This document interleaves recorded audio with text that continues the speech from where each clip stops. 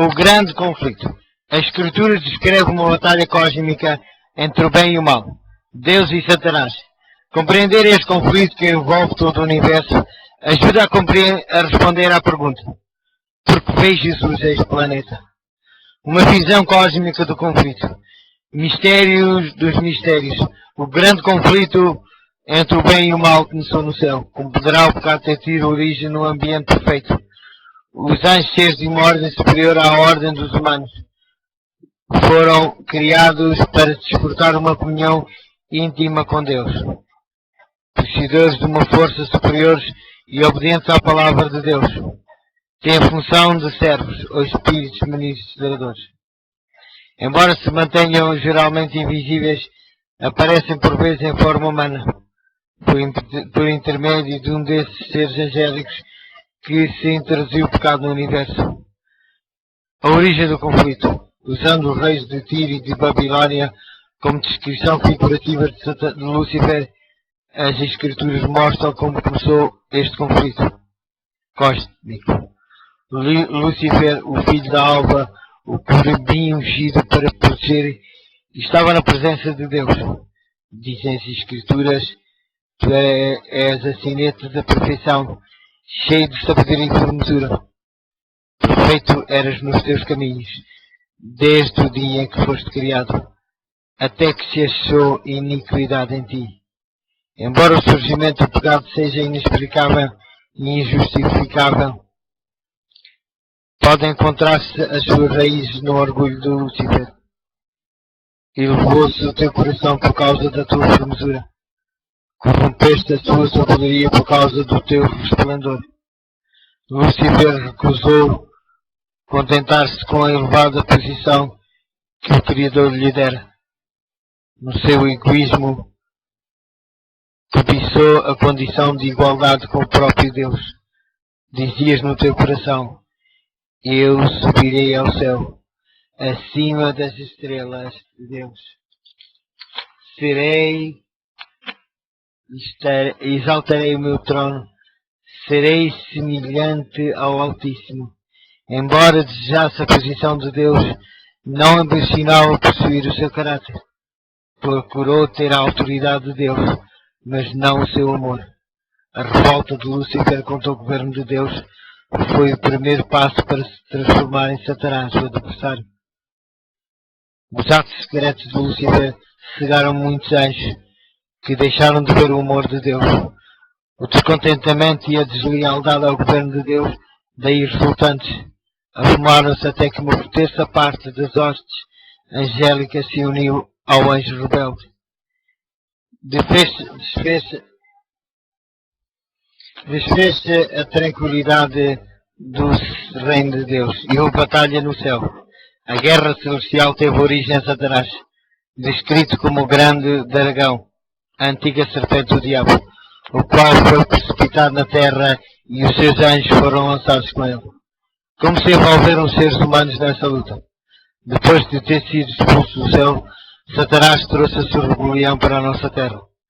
Disfarçado numa serpente que falava e usando os mesmos argumentos que haviam provocado a sua própria queda, conseguiu abalar a confiança de Adão e Eva no seu Criador. Satanás despertou em Eva o descontentamento com a posição que ocupava.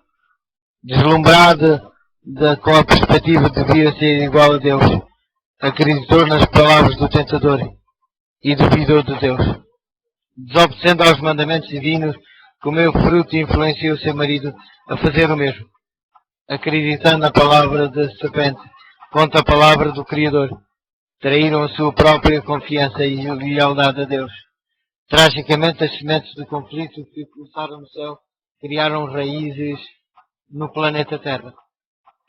Seduzindo os nossos primeiros pais e levando-os a pecar, Satanás extorquiu-lhes habilidosamente o domínio da Terra, intitulando-se então príncipe deste mundo. Satanás desafiou Deus, o seu governo e a paz de todo o universo, instalando-se na sua nova sede, o planeta Terra. O impacto sobre a raça humana. Os efeitos da luta entre Cristo e Satanás cedo se fizeram sentir, à medida que se deformava a imagem de Deus na humanidade. Apesar de Deus ter oferecido o seu concerto de graça à raça humana através de Adão e Eva, o primeiro filho que lhe nasceu, Caim, assassinou o próprio irmão. A impiedade continuou a multiplicar-se, até que Deus teve de dizer entre si, referindo-se ao homem, que toda a imaginação dos pensamentos do seu coração era só má continuamente. Deus utilizou um grande dilúvio para limpar da terra os seus ímpios habitantes e dar um novo começo à raça humana. Sendo, porém, os descendentes de Noé se desviaram do concerto divino. Apesar de Deus haver prometido não voltar a destruir toda a terra com um dilúvio, eles mostraram ostensivamente a sua desconfiança nele, erguendo a Torre de Babel, numa tentativa de atingir o céu e dispor assim de um meio para escapar a qualquer dilúvio que viesse a suceder. Desta vez Deus anulou a rebelião do homem, confundindo-lhe a língua universal. Algum tempo depois, com o mundo numa apostasia quase total, Deus estendeu o seu concerto a Abraão. Por intermédio desse patriarca, Deus planeou abençoar todas as nações da terra.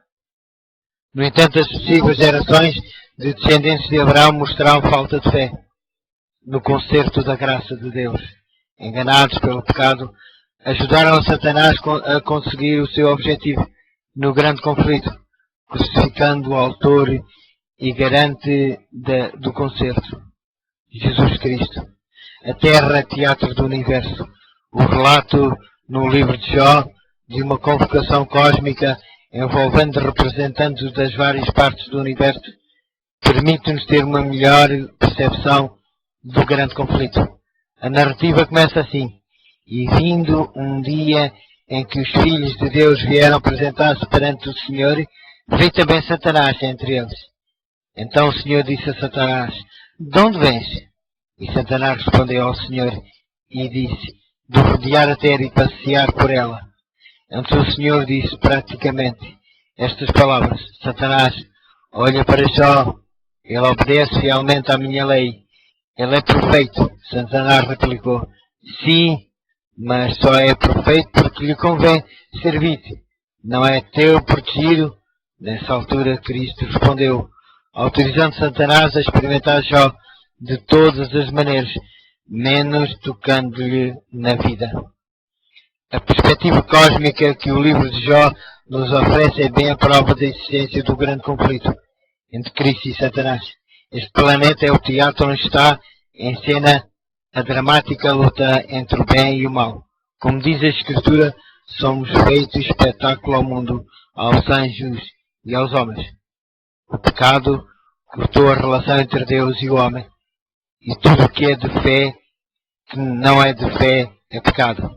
A transgressão dos mandamentos ou leis de Deus é resultado imediato da falta de fé e evidencia a ruptura nessa relação. Por sua vez, o plano divino da salvação visa restabelecer a confiança no Criador.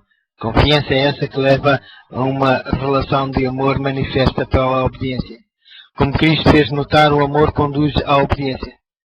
Na nossa época sem lei, neutralizam-se os valores absolutos. Louva-se a desonestidade. O suborno é um modo de vida. O adultério e a lastra destroem-se violentamente os pactos, tanto internacionais como pessoais. É nosso privilégio erguer os olhos deste desesperado mundo para um Deus omnipotente que cuida de nós. Esta visão mais ampla revela-nos a importância da expiação pela qual o nosso Salvador põe fim a este conflito universal.